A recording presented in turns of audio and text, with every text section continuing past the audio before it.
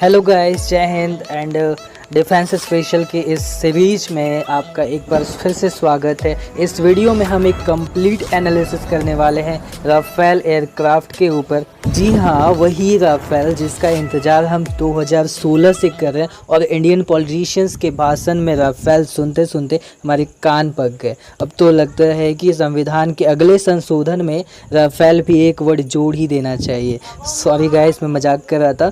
तो इंतज़ार अब ख़त्म हुआ। 27 जुलाई 2020 को फ्रांस से 7000 किलोमीटर के डिस्टेंस को तय करके 29 जुलाई 2020 को अम्बाला जो कि हरियाणा स्थित एयरबेस है, वहाँ पे 5 राफेल की लैंडिंग हो चुकी है एंड 31 का अभी भी इंतज़ार है इंडिया को। तो इस वीडियो में हम देखेंगे कि राफेल, पहले तो राफेल जो है इतनी झंझट इसके पीछे क्यों थे, इतना कंट्रोवर्शियल ये चीज़ क्यों था, एंड इस पे एक कंप्लीट एनालिसिस करने वाले हैं। इसकी जो स्पेसिफिकेशंस है उसके ऊपर हम बात करेंगे। फिर इसके की जो कंपैरिजंस हो रही है, जी हाँ, राफेल आई नहीं कि मीडियाज़ ने, बहुत सारे लोगों ने इसकी कंपैरिजंस करनी भी स्टार्ट कर दी है, जैसे F-16 हो गए, फिर जो चाइना के जो J-20 है, F-16 है, इन सब चीज़ों पे वो करी काफ़ी ज़्यादा। तो जैसा कि मैंने पहले बताया कि इस वीडियो में हम राफेल की ओरिजिन पे डिस्कस करेंगे, इसकी स्पेसिफिकेशंस पे डिस्कस करेंगे और जो कि पूरे वर्ल्ड में जो बेस्ट एयरक्राफ्ट्स हैं उनसे कुछ कंपैरिजंस करेंगे। आते ही लोगों ने कंपैरिजंस करना स्टार्ट कर दिया है। कुछ लोग इसको F-16 से कंपेयर करते हैं या फिर कुछ लोग JF-17 से, मिराज की 35 से। तो हम इन सब चीज़ों पे नहीं करेंगे क्योंकि हमें, तो मैंने कंपैरिजन के लिए J-20 ही क्यों लिया, इसके कुछ प्रूफ्स है मेरे पास कि मैंने क्यों नहीं लिया। कि जो मीडिया कंपेयर करी है F-16 से, JF-17 से, मिराज 35 से, तो मैंने बस थोड़ा रिसर्च किया कि वाकई में ये जो एयरक्राफ्ट्स हैं ये राफेल से कंपैरिजन के लायक हैं भी या नहीं है। तो मुझे पता चला कि रिसेंट जो आपका फरवरी 27 2019 को जब पाकिस्तान इंडिया पे बम्बार्डिंग करने की कोशिश की थी, तब क्यों उन्होंने F-16 को आगे रखा। क्यों? क्योंकि और जो चाइना की जो JF-17 थी वो पीछे थी। इसके अलावा पाकिस्तान ने मिराज 35 को भी यूज किया था और हमारे फॉर्मर एयर चीफ भी कह रहे थे कि JF-17 इतना अच्छा है तो पाकिस्तान ने F-16 को क्यों यूज़ किया, जो कि अमेरिकन बेस्ड है। JF-17 को पीछे क्यों रखा? यानी कि जो पाकिस्तानी एयरफोर्स हैं वो खुद इसमें इतना ज़्यादा कॉन्फिडेंस नहीं जता पाती, उनको खुद इस चीज़ों पे भरोसा नहीं है, चाइनीज़ प्रोडक्ट्स पे भरोसा नहीं है, क्योंकि इसलिए हम JF-17 को कंपैरिजन के लिए नहीं ले सकते। तो इसीलिए हम अब सिर्फ चाइना के J-20 से कंपैरिजन करेंगे, जो कि 5th जनरेशनल एयरक्राफ्ट है। तो अब हम कंपैरिजन थोड़ी देर बाद करेंगे। पहले हम जान लेते हैं कि राफेल की स्पेसिफिकेशंस क्या हैं, क्यों ये बहुत ही अच्छा है हमारे लिए और हमारी इंडियन गवर्नमेंट ने इसे क्यों, जो फ्रांस से इतने पैसे लगा करके, इतने खर्च करके 36 राफेल ख़रीदी हैं, तो क्यों ख़रीदी हैं। चलिए हम इसकी स्पेसिफिकेशंस पे बात करते हैं। तो राफेल जो है एक मल्टी रोल फाइटर जेट है और इसकी ओरिजिन्स तो आपको पता है कि फ्रांस में थी। ये जो इसकी जो मैन्युफैक्चरर्स हैं ये डसॉल्ट एविएशन है, जो डसॉल्ट राफेल के नाम से भी इसलिए भी जाना जाता है। और अगर हम इसकी जो फर्स्ट फ्लाइट है या फिर इसकी इंट्रोडक्शन की बात करते हैं, ये फर्स्ट इंट्रोड्यूस हुआ था 18 मई 2001 को, एंड और इसकी फर्स्ट डेमो फ्लाइट थी 4 जुलाई 1986 को, जो कि राफेल सी थी। उसकी जो हुई थी 19 मई ऑफ 1991 को। प्रोग्रामिंग की अगर बात करते हैं तो प्रोग्रामिंग कॉस्ट जो इसकी है पर राफेल, अच्छा पहले हम डिस्कस करते हैं कि राफेल की कुछ कैटेगरीज़ हैं। जैसे कि थ्री कैटेगरीज़ में पाया जाता है कि राफेल बी है, राफेल सी है, राफेल एम है।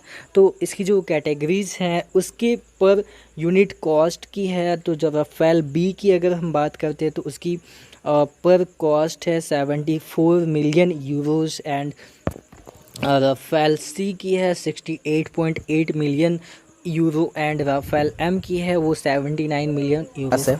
नंबर्स बिल्ड की बात करें तो 201 2019 तक की ये अगर आंकड़े हैं कि 201 राफेल फ्रांस के पास। तो ये थी जनरल इंफॉर्मेशन अबाउट राफेल।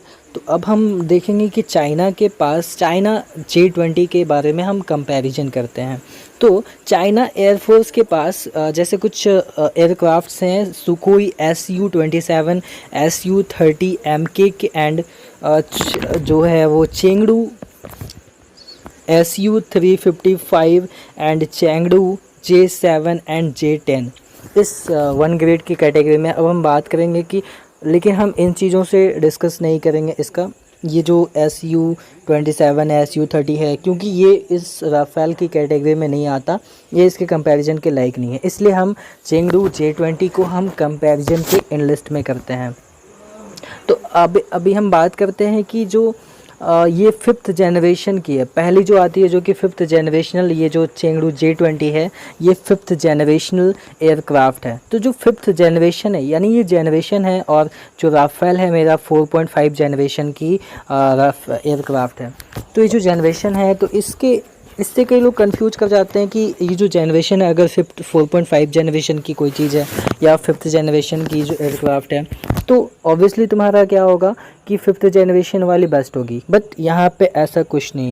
वैसे अगर हम देखें तो 5th जनरेशन किसी भी जेट फाइटर का ये अपने आप में एक बहुत ही ज़्यादा कंट्रोवर्शियल, कुछ कंपनियां हैं जो कि इस 5th जनरेशनल की डेफिनेशन देती है, जैसे कि लॉकहीड मार्टिन, जो कि बताती है कि इसमें स्टील्थ कैपेबिलिटी होनी चाहिए, LPIR, low probability of intercept radar, यानी कि रडार की चपेट में नहीं आए, रडार को चकमा दे दे, किसी भी रडार को कोई भी रडार इसे ट्रैक ना कर पाए, high performance, advantage avionic features, यानी कि बहुत सारी फीचर्स हो उसमें, बहुत सारे ऐसे कंपोनेंट्स हों जो कि उस चीज़ों को बहुत ही ज़्यादा बेटर बनाती हो, and highly integrated computer system, ground source, even stability से ये डाटा, इवन सैटेलाइट से ये डाटा ले सकता है। तो ऐसी खासियत वाले, ऐसे स्पेसिफिकेशंस वाले जो एयरक्राफ्ट्स होते हैं उसको 5th जनरेशन की कैटेगरी में रखा गया है।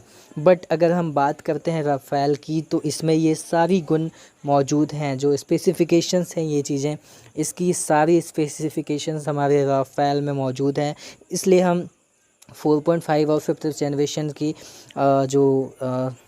जनरेशन की जो एयरक्राफ्ट्स हैं उसे हम कंपेयर नहीं कर सकते हैं, कंपेयर कर सकते हैं। अब अगर हम बात करते हैं कि स्टील्थ क्या होता है, स्टील्थ कोई भी एयरक्राफ्ट स्टील क्या होता है, तो दुनिया में केवल 3 5th जनरेशनल एयरक्राफ्ट्स हैं, जो कि दो जो है अमेरिकन बेस्ड है, एक F-20 अमेरिका की F-20 and second one is F-35 जो कि चाइना अमेरिका की है, एंड उसके बाद चाइना की J20। मज़ेदार बात इसमें ये है कि जो अमेरिका है वो इस चीज़ को क्लेम करता है कि चाइना ने F-20 जो है F-20 की कॉपी की है J20 को।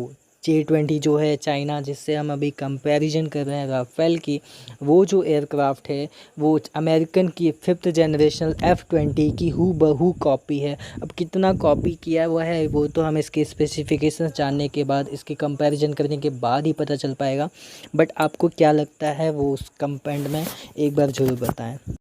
सो ये थी first part of the video. Next video आपको कब तक चाहिए ज़रूर कमेंट में करके बताएं। अगर वीडियो अच्छी लगती है तो वीडियो को लाइक कीजिए, शेयर कीजिए, और चैनल पे अगर नए हैं तो जल्द से जल्दी सब्सक्राइब कीजिए। वो जो रेड वाला बटन है उसे आप दबाएं, वो बिल्कुल फ्री है, तो प्लीज़, ताकि आपको मिल सके इस चैनल की सारी अपडेट्स सबसे पहले। इस चैनल पे मैं लेटेस्ट इनोवेशंस, टेक्नोलॉजी के ऊपर सारी वीडियो बनाया करता हूँ, इसलिए आपको ज़रूर से सब्सक्राइब करना चाहिए। तो बने रहिए हमारे साथ द मिस्टीरियस थेरेपी पे, एंड मिलते हैं नेक्स्ट वीडियो में। Stay healthy, stay safe, take care, जय हिंद।